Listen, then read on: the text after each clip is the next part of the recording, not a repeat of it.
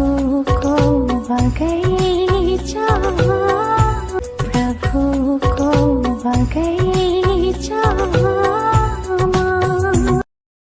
यस्ता खराबीलाई पन्साएर खराबीलाई नागेर अगाडि बढ्छौँ, यही नै हो परमेश्वरको डर मान्नु भनेको। यस कारणले गर्दा परमेश्वरको सल्लाह, हामीलाई पहिलो सल्लाह परदेशी भएको अवस्थामा कसरी जिउनु, हामीले चाहिँ एकदमै डरसहित जिउनु भनेर प्रभुको वचनले कुरा गर्छ भने पहिलो पत्रुस 2 अध्यायमा हामीले जो अघि पदलाई पढेका थियौँ 11 पद अनुसार 2 अध्यायको 11 पदलाई अब हामी फेरि पढौँ त। अर्को सल्लाह छ यहाँनिर। हे प्रियहरू हो, हजुर, म तिमी परदेशीहरू र यात्रीहरूलाई बिन्ती गर्दछु, प्राणको विरोधमा युद्ध गर्ने शारीरिक अभिलाषहरूबाट टाढो बस। अब दोस्रो सल्लाह परदेशीहरूलाई के छ त भन्दा, पहिलो सल्लाह यसरी उहाँको डर, परमेश्वरको डरमा जीवन बिताउनु। दोस्रो सल्लाह चाहिँ प्राणको विरोधमा युद्ध गर्ने शारीरिक अभिलाषाहरूबाट, शरीरका अभिलाषाबाट, आँखाहरूको अभिलाषाबाट, विभिन्न प्रकारका अभिलाषाहरू हाम्रो जीवनमा आउँछन्। हामीलाई पापमा फसाउनको लागि धेरै प्रकारका अभिलाषाहरू हाम्रो अगाडि यसरी आइपर्छन्। ती कुरामाथि चाहिँ के गर्नु, अब त्यसलाई पन्साएर त्यसमाथि विजयी भएर चाहिँ अब हामीले जिउनु पर्ने हुन्छ। जब अभिलाषामा हामी फेरि फस्छौँ, अभिलाषामा फस्दा हुँदै त्यसैले हामीलाई फेरि के गर्छ, पाप हाम्रो जीवनमा निम्ति आउँछ। पाप, त्यो अभिलाषा फेरि पापमा परिणत हुन्छ। यसकारण त्यो अभिलाषालाई हामीले पापमा परिणत हुन दिनु हुँदैन। दोस्रो चालचलन देख्दाखेरि उनीहरूले यो भाइ त बेग्लै छ, यो बहिनी त बेग्लै छ, उसमा के छ यस्तो कुरा भन्ने उनीहरूको मनमा के हुन्छ, कौतूहलता हुन्छ। अनि त्यहाँबाट उनीहरूले चाहिँ ख्रिस्टको ज्योतिलाई, ख्रिस्टको सुसमाचारलाई उनीहरूले हामीले भन्दै नभनिकन पनि, हामीले व्यक्त नगरिकन पनि के गर्छन्, हाम्रो चालचलन देखेरै उनीहरू प्रभावित हुन्छन् र उनीहरूले चाहिँ के गर्न सक्छन् त भन्दा ख्रिस्टको ज्योतिलाई देख्न सक्छन् क्या। यस कारणले गर्दा परमेश्वरले हामीलाई जहाँनिर राख्नुहुन्छ त्यहीँनिर ख्रिस्टको ज्योति भएर चाहिँ हामी जिउनु पर्छ।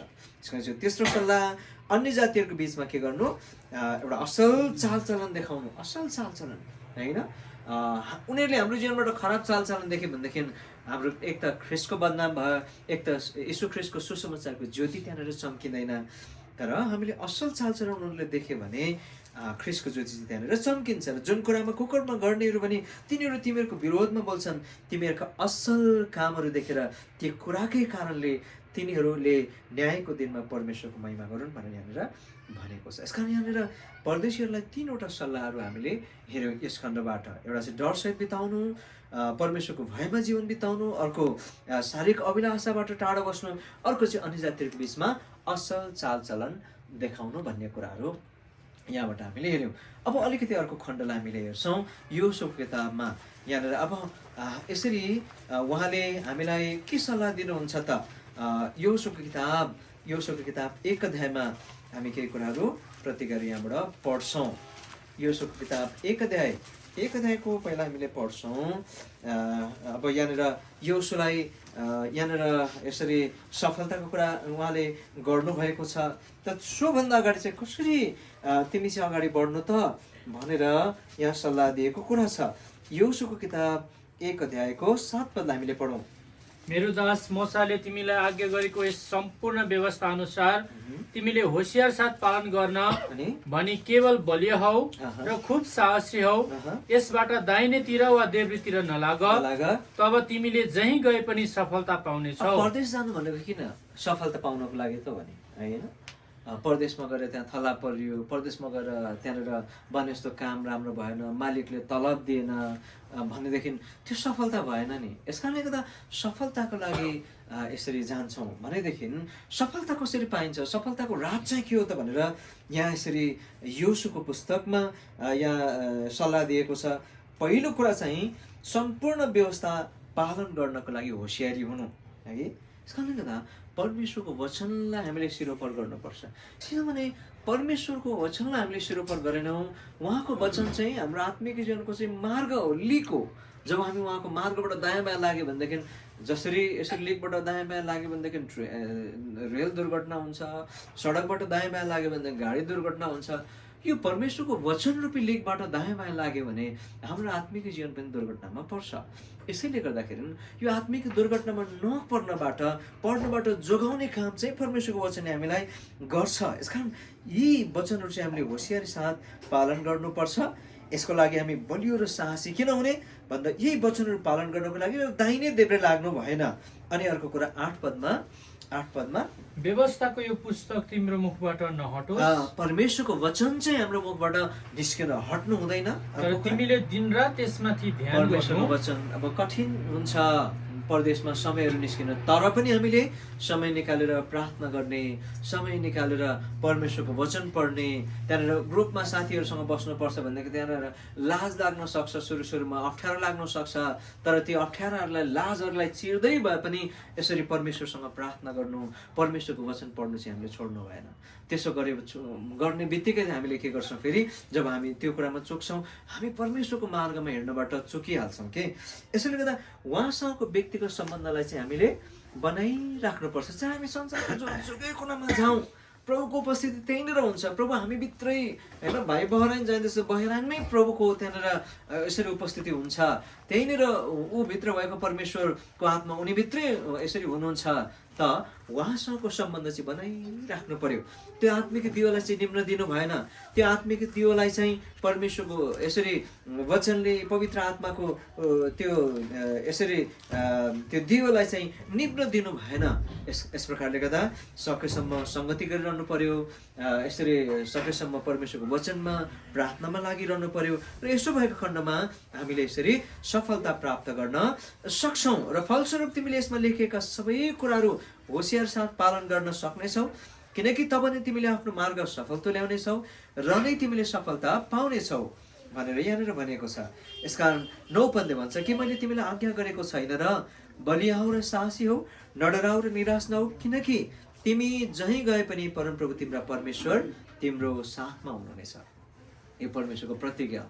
यसकारण भाइको साथमा परमेश्वर हुनुहुन्छ, तर यति कुरा चाहिँ भन्नु भएन उहाँसँगको सम्बन्धलाई चाहिँ कायम राखिराख्न, बनाइराख्न चोक्नु भएन। किनभने उहाँ बिना हामी केही पनि गर्न सक्दैनौँ। परमेश्वरको वचन अब 1-2 वचन पढेर हामी सकिहाल्यौँ। यूहन्नाको सुसमाचार 3:27 पद, मबाट अलग भएर तिमीले केही पनि गर्न सक्दैनौ। परमेश्वरबाट अलग भएर प्रिय हो हामीले केही गर्न सक्दैनौँ। उहाँले बुद्धि दिनु भएर, उहाँले ज्ञान दिनु भएर, उहाँले यसरी हाम्रो हात पाउ लाग्ने बनाएर बल दिएर स्वस्थ दिएर त हामीले काम गर्ने हो नि त। नत्र भनेदेखि उहाँले हामीलाई स्वस्थ दिनु भएन भने, हाम्रो दिमागी अवस्थालाई स्वस्थ राख्नु भएन भने हामीले के गर्न सक्छौँ। यसकारण हरेक कुराको श्रेय हाम्रो परमेश्वरलाई दिनुपर्छ, हाम्रो परमेश्वरलाई दिनुपर्छ। 3:27 पद यूहन्नाले जवाफ दिएर भने, स्वर्गबाट मानिसलाई नदिएसम्म त्यसले केही पनि पाउन सक्दैन। परमेश्वरले मानिसलाई नदिएसम्म केही पनि पाउन सक्दैन। यसैले गर्दा पहिलो कुरा चाहिँ हामीले परमेश्वरको राज्य उहाँको धार्मिकता खोजी गर्नुपर्छ है। मत्तीको सुसमाचार 6 यसरी 33 पद, यस कारणले गर्दा उहाँको धार्मिकताको खोजी गरेन भने अरू कुरा खोजी गऱ्यो भने अरू कुरा प्रभुले थप्नुहुन्छ, तर खोजी गरेन भने अरू कुरा पनि प्रभुले थप्नुहुन्न।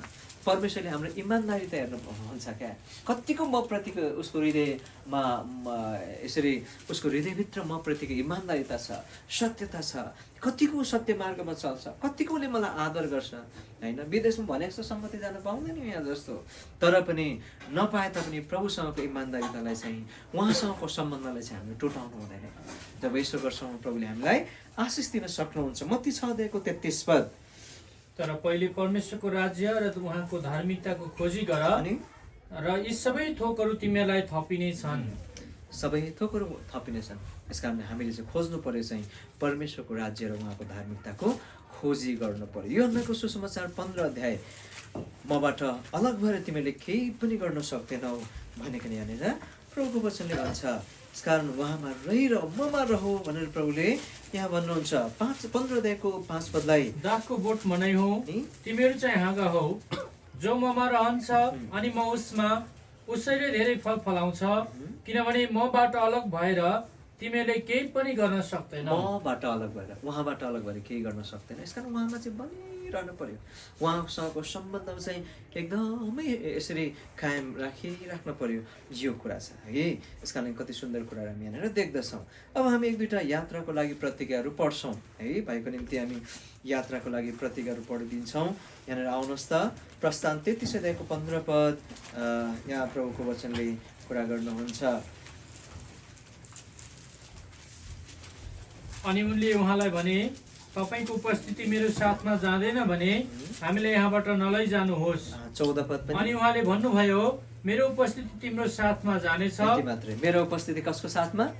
तिम्रो साथमा जानेछ भनेर प्रभु वचनले भन्नुहुन्छ कि। यसकारण भाइको साथसाथमा परमेश्वरको उपस्थिति पनि जान्छ। यो बोल्नु भएन होइन, परदेशमा पनि यहाँ कोही त छैन, न मेरो यहाँ परिवार, न मण्डली होइन, न कोही, मैले जे गर्दा पनि भयो होइन, परमेश्वर रजिमभित्रै हुनुहुन्छ अनि उहाँले भित्र बसेर सबै क्रियाकलापहरू हेरिराख्नु भएको हुन्छ क्या। यसैले गर्दा हामीले सधैँभरि प्रभुको भएको जीवन जिउनु पर्ने हुन्छ। उत्पत्ति 28 अध्यायको 15 पद, उत्पत्ति 28 अध्यायको 15 पद अनि पढ्नुहोस्। अनि हेर, म तिम्रो साथमा छु र तिमीलाई सबै ठाउँहरूमा जहाँ तिमी जान्छौ रक्षा गर्नेछु। अनि म तिमीलाई यस ठाउँमा फर्काएर ल्याउनेछु, किनकि जुन कुरा मैले तिमीलाई भनेको छु सो पुरा नगरुन्जेल म तिमीलाई छोड्ने छैन। सुन्दर प्रतिज्ञा है। म तिम्रो साथमा छु, तिमीलाई सबै ठाउँमा जहाँ तिमी जान्छौ म तिम्रो रक्षा गर्छु भनेर प्रभुले भन्नुभएको छ। यसमा भाइको रक्षा प्रभुले गरून् होइन, प्रभुले भाइलाई सहायता गर्नुभएका हुन्। व्यवस्थाको किताब, व्यवस्थाको किताब 10 अध्यायको 1 पद। त्यस बेला परमप्रभुले मलाई भन्नुभयो, आफ्नो निम्ति पहिलेका जस्तै ढुङ्गाको 20 अध्यायको रहेछ है, 20को 1 चाहिँ रहेछ। जब तिमी आफ्नो शत्रुहरूको विरोधमा लडाइँ गर्न जान्छौ र अनि घोडा र रथहरू आफ्नो भन्दा बढी मानिसहरू देख्दछौ, तब तिमी तिनीहरूसँग नडराउनु, किनकि परमप्रभु तिम्रा परमेश्वर तिम्रो साथमा हुनुहुन्छ, जसले तिमीलाई मिश्र देशबाट निकालेर ल्याउनु भयो। प्रभु परमेश्वर तिम्रो साथमा हुनुहुन्छ, जसले मिश्र देशबाट यसरी निकालेर ल्याउनु भयो। यसकारण परमेश्वर तिम्रो साथमा हुनुहुन्छ भनेकन उहाँले यसरी भन्नुभएको छ होइन। भजन सङ्ग्रह 127 अध्यायमा पनि हामी प्रभुका यात्राको समयमा प्रतिज्ञाहरू पाउँछौँ। भित्र जाँदा होइन, बाहिर आउँदा उहाँले सुरक्षा गर्नुहुन्छ। 121 अध्यायको 8 पद, 121 अध्यायको 8 पद भजनको किताब। परमप्रभुले तिम्रो जावत आवत पहिलेदेखि सदा सर्वदा रक्षा गर्नुहुनेछ है। यस्तै प्रकारले भजन 91 अध्यायको 11 पद, भजन 91 अध्यायको 11 पदमा तिम्रो सबै मार्गमा सुरक्षा गर्नुहुन्छ, किनकि तिम्रा सबै मार्गहरूमा तिमीलाई रक्षा गरून् भनी तिम्रो विषयमा उहाँले आफ्नो दूतहरूलाई आज्ञा गर्नुहुनेछ। उहाँले आफ्नो दूतहरूलाई आज्ञा गरिकन तिम्रो सबै या मार्गहरूमा, बाटोहरूमा रक्षा गर्नुहुन्छ। प्रस्थान 23 अध्यायको 20 पद, प्रस्थानको किताब 23 अध्यायको 20 पद।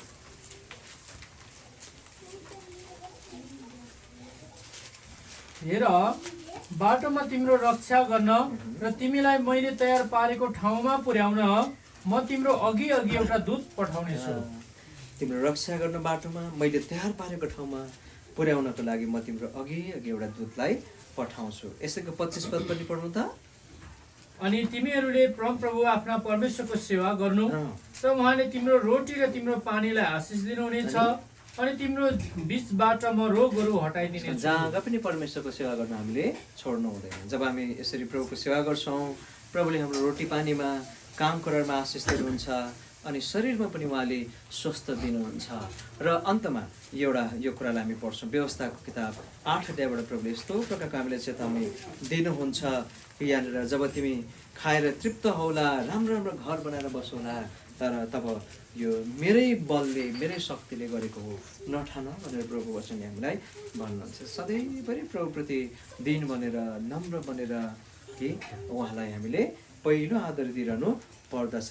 8 अध्यायको 12 पद पढ्नुहोस् त। नत्र जब तिमी खाएर तृप्त हौला अनि राम्रा राम्रा घरहरू बनाएर तिमीमा बसौला, अनि जब तिम्रा गाई बस्तु र भेडा बाख्राहरू गन्तीमा बढ्लान्, जब तिम्रो चाँदी र सुन बढ्लान् र तिम्रा सबै थोकहरू बढ्लान्, तब तिम्रो हृदय घमण्डले फुल्ला, हृदय घमण्डले फुल्ला, र तिमीले परमप्रभु आफ्नो परमेश्वरलाई बिर्सौला, अनि जसले तिमीलाई मिश्र देशबाट अर्थात् दासत्वको घरबाट निकालेर ल्याउनु भयो। सुन्दर चेतावनी उहाँले हामीलाई दिनुहुन्छ क्या।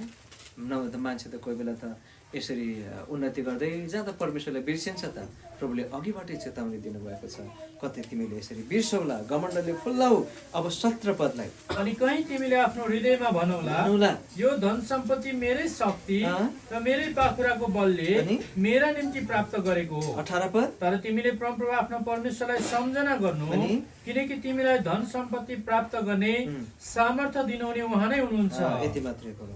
यस कारणले गर्दा यो धन सम्पत्ति कतै मेरो बलले, मेरो शक्तिले, मेरो पाखुराले कमाएको हो भनेर भनौला, तर तिमीलाई धन सम्पत्ति प्राप्त गर्ने सामर्थ्य दिनुहुने उहाँ नै हुनुहुन्छ भनेर भन्छ। यस कारण यी सबै कुराहरू मनमा राखेर हामी जहीँ पनि गयौँ, जहीँ पनि हामीले जीवन जियौँ भने प्रभुले हामीलाई सफलता र आशिष दिनुहुन्छ। ल, हामी यही सुरुमा पढेको एउटा पद, पहिलो पत्रुस 1 अध्यायको 17 पदलाई पढेर हामी राख्नेछौँ है। यसलाई हामी पढौँ, पहिलो पत्रुस 1 अध्यायको 17 पद र यसरी हामी अनि जसले हरेक मानिसको काम अनुसार मुख नहेरिकन न्याय गर्नुहुन्छ, उहाँलाई तिमीहरू हे पिता भनी पुकार्छौ भने आफ्नो परदेशी भएको समय डरसित बिताओ। आफ्नो परदेशी भएको समय यति कुरा ख्याल गऱ्यो भने हाम्रो जीवन जहाँ पनि सफलताले हामीलाई पर्खिराखेको हुन्छ है। प्रभुले हामीलाई यो कुराहरू बुझ्न सहायता गरून्। भाइको सबै यात्रामा पनि प्रभुले आशिष दिनु।